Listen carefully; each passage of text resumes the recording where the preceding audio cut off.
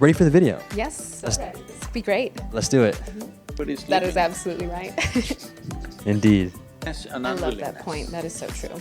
As I said in the very beginning, that was not to make a joke out of your… I don't know that one, no. He's asking if he likes the sweet. And I'm going to put it in your mouth, more and more and more gulab jamuns. As I said, this Isha Kriya is something all of you should do, because this will give you distance. Simply All because about there's a little perspective. distance. And accurate, yes. I loved that. My favorite part was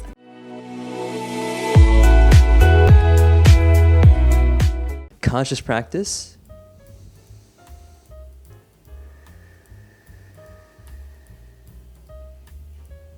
What's conscious? This is Vish and Lynn. And today we'll be responding to Sadhguru's video on How hardships can make you stronger. My name is Vish. I'm an aspiring yogi, love all things meditation, wisdom, and yoga based. Super grateful to have Lynn Beulah, I am a therapist.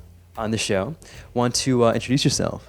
So I am a therapist in the Austin area. I work primarily with trauma recovery and then in the realm of relationship, sexuality, and love. Awesome. Well, thank you so much for being here. Before we start, Lynn, what's your quick take on hardships and how that can make you stronger?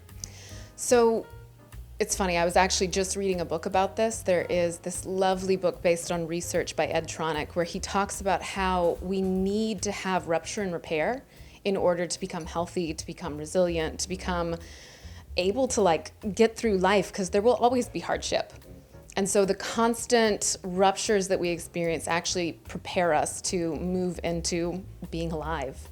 That was actually a great way to phrase that simple question. Love the response. Super eager to see what Sadhguru has to say about it as well. And also, would love to hear what you all think about the topic of hardships and how it can make you stronger. Let us know your thoughts before we start the video in the comments down below. And now with that… And let's get into the video. This is the fundamental thing that every human being has to do. Little distance will completely change the way you look at things. Suddenly, the activity of the mind is a great entertainment. Suddenly you find you can use your body and use your mind whichever way you want. It is never going to rule you again.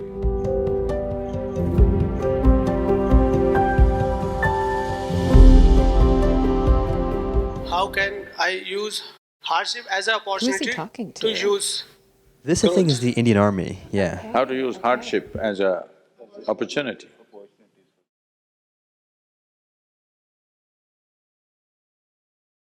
When we say hardship, life can be only physically hard.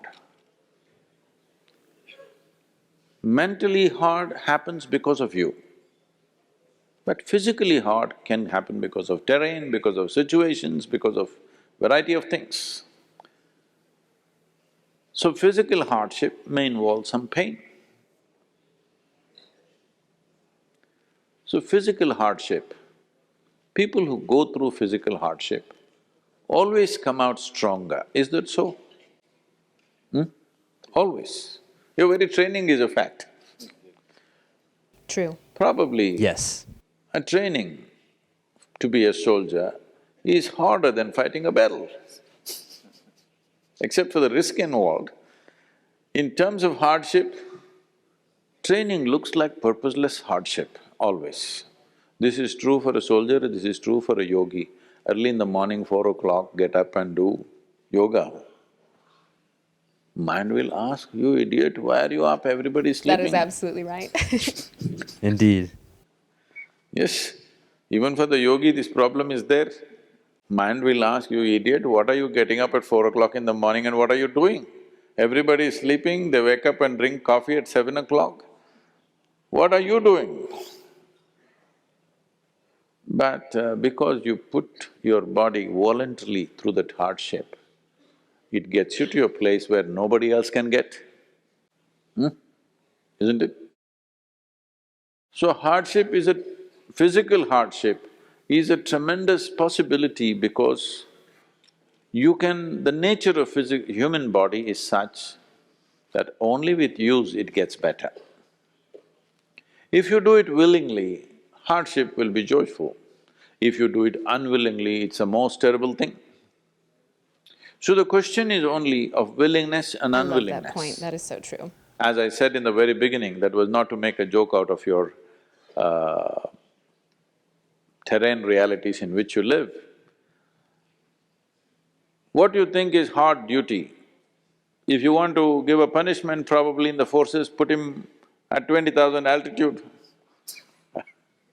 But people who go mountaineering and other things, climbing to 20,000, they think is fantastic, isn't it? Great perspective here.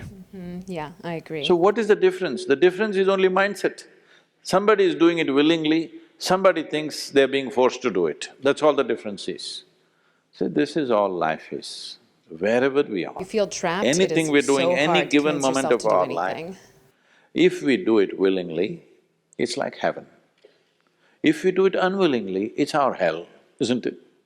Anything, just anything. Do you like gulab jamun? No, I'm asking this officer. You like gulab That's an jamun? Indian sweet, by the way. Did you So know that? right I now don't know I'm that going to one, get no. lot He's of asking gulab if he likes jamuns the sweet. and I'm going to put it in your mouth, more and more and more gulab jamuns. That can become the worst experience of your life, isn't it? When you want to eat gulab jamun, you take it in your hands willingly and you ate it was so nice. When you don't want it, if somebody forces it down your throat, it's terrible. So the difference is only in willingness and unwillingness. This is the fundamental thing that every human being has to do. So right now, whatever we do, maybe if I had a choice, I would do something else, but right now I'm doing this, let's say whatever I'm doing. If you do it willingly, even that thing that you don't like becomes a wonderful process. If you do it unwillingly, then you will see it becomes a terrible process. But I don't like this, why should I do it willingly? Okay, if your choice is to suffer, please do it. If you don't like it, you don't do it tomorrow. But today when you're doing it, you do it willingly. If you do it willingly, even that thing that you think you do not like, even that becomes a great pleasure and becomes a process of growth for you. So definitely physical hardship can be used in a big way to bring balance and Absolutely. well-being to yourself. Psychological hardships are entirely your making. Nobody else is doing that to you, only you can do that to you, isn't it? To stop that, you… as I said, Stop this that. Isha Kriya is something all of you Great. should do, because this will give you distance, little distance. Little distance will completely change the way you look at things. It's like this, you see the traffic jam. Traffic is jammed, you're stuck in it. Everybody is cursing each other and getting angry, and in Delhi also they kill each other. Traffic jams, people kill each other, you know. Suppose you're flying in an airplane or a helicopter and look down, traffic jam looks really nice, you know.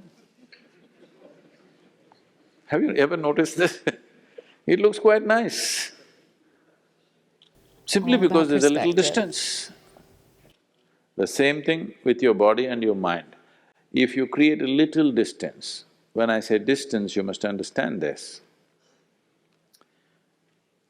Your body you gathered, your mind you gathered, it is possible to create a distance. If you create a little distance, suddenly the activity of the mind is a great entertainment. No positive, no negative, nothing, it's a great entertainment, it's only negative, positive when you're stuck in it. Once you're little out of it, suddenly you find you can use your body and use your mind whichever way you want. It is never going to rule you again. So, physical hardship definitely can be harnessed, it can be a great opportunity for a human being to build themselves into a deep level of strength and well-being.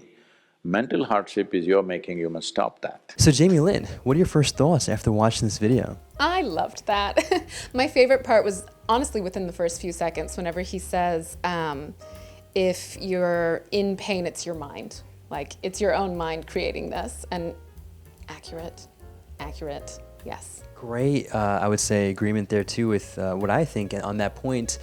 Although I feel like at times it's definitely easier to say it, right, versus practice. Easier to say, yeah. But it's true. Would you say so? It is true, and it sounds so simple, but whenever you get into like the actual action of living this, it's so hard to do. And it's easy to forget over and over and over again, and you just come back to the practice of, right, this is my choice, how I react to this experience. And going off of that point, I think we tend to get so unconsciously identified with all of these patterns of the mind, which are, again, unconscious in behavior. And we get so lost in it that because of how lost we are, it almost makes it seem like we don't have a choice. But in reality, as he says, if we can create that distance, really just take a step back from the mind, from the body, you can actually, in a way, laugh at what's happening with the mind. I've actually experienced it myself just through simple meditation practices. Now, I'm curious, with your background as a therapist, and I'm sure it is something that does require quite a significant amount of interactions with people going through mental challenges. What's your take here with what he shared and what you've experienced yourself? Yeah, so when he talks about creating the distance, I think that is pretty much the very first step in all of therapy. I'm attempting to help people take a little bit of space from the story they've been telling themselves and really look at it from a little bit of an outsider perspective almost. And when you can do that, when you have that space, it's easier to notice, oh, how am I contributing? How is my response to what's going on adding to my pain, really? That is great. I mean, love to see that you're incorporating this type of practice within your own practice. Now, how do people usually respond when you do give them these trainings and kind of advice? How does that usually work, and how do people react? So it's never advice. In therapy, giving advice is the first thing that'll go right out of a person's head. Didn't know that. Yeah, so really it's more about creating an experience. How can I create an experience that would allow a person to see what's going on inside of them rather than just trying to talk about it or think about it or conceptualize it? The first example that came to mind was like a person who's really tight, anxious, and anticipating like bad things are going to happen. If you're tight like this, it's actually harder to respond in a way that is going to promote like health, growth, positive interaction, and whatever happens that might be bad. And so something that you could potentially do with that person would be like toss them a beanbag and now tighten up and try and catch it. Is it easier when you're loose? Is it easier whenever you're tight? Wow. Yeah, so it's really about like creating an experience rather than giving advice. That is actually great, and I love that example that you just presented because it makes it very practical, right? It's easier to hear things, but when you see it, literally in front of your hands, I mean, I think just, using an example, as an example, if you were to just say, it's easier to react in situations when you're calm, then yeah, everyone knows that. But now you give them the example by tossing them the beanbag. Yeah. With them all tight versus not tight, it's like, wait, actually this is true. Now, I guess the next question for me would be, okay, now that I get that, let's just say, or as a patient gets that, what's the next step with, how do I actually make that distance? So then it's about coming into relationship with the parts of you that are not able to stay loose and open to whatever scary thing you're anticipating. So what parts of me want to block, protect from, defend against, things that scare me or make me afraid that I will experience some pain. And once you start building that relationship on the inside, these are the parts of me that are really like trying to avoid feeling pain in life, then you have the ability to negotiate with them almost, like holding them with love, holding yourself with love, knowing that these parts are never actually going to protect you from the thing that you're afraid of. Yeah, so that would be the next step. It's really like an internal relationship building between you and the parts of you that are limited and scared. Love that approach as well, and it's unique. Never thought about that. Didn't really know much about therapy and how that works, so that is very cool to hear and to see as well. And yeah, it's almost like just breaking it down, right? It's like this big problem, let's just say, which is stress, right? Easier to say I'm stressed. Now, how do I tackle that? But now it's like, from what you're suggesting, you're essentially creating the self-reflection type of practice, right? Through the distance, and then breaking it down accordingly, and how do I tackle each block? Is that a fair way to take it? Yeah, that's a great way to explain it. Because really that's all that is happening, is there's all these different parts of us that are responding to the world. And if you can start to differentiate and understand how they're reacting, then you have more control over the way you're going to show up. Perfect. Honestly, that was amazing. Thank you so much for sharing your experience here from the therapy background that you have. And yeah, just to quickly add on this one point from the experience I have, I know you also work out, is that true? Yeah. Okay, so I work out as well, and something we could both testify to is that when you do lift and you do get stronger, the only way that happens is when your muscles do tear or, Right. weaken to an extent, or at least face some sort of load, right? Absolutely. Without that load, without that external pressure, there's no growth. And so at least for the physical aspects of it, and even to an extent, I guess, mental, at least Eckhart Tolle talks about it here, which is the idea that life is here not to make you happy, or the earth is here not to make you happy, but it's here to challenge you. And it is through these challenges that you will grow and get stronger, get wiser.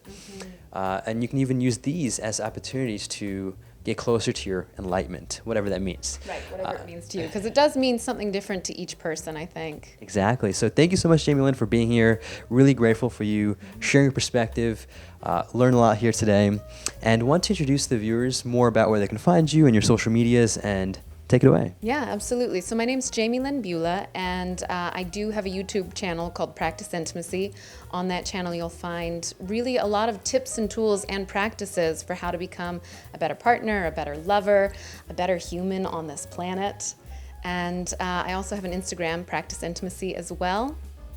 And then again, I'm in Austin. I occasionally will do in-person workshops, practices, things like that. So anyone who's in the Austin area, if you're interested in coming together and learning in person, then you can check out my website, jamilynnbeulah.com, for info. Yes, she is super kind, so check her out. All of her stuff will be down below.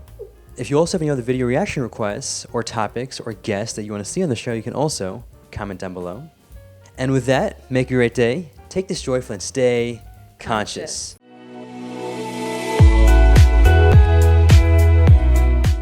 Awesome job. You did great. Thank you. Awesome.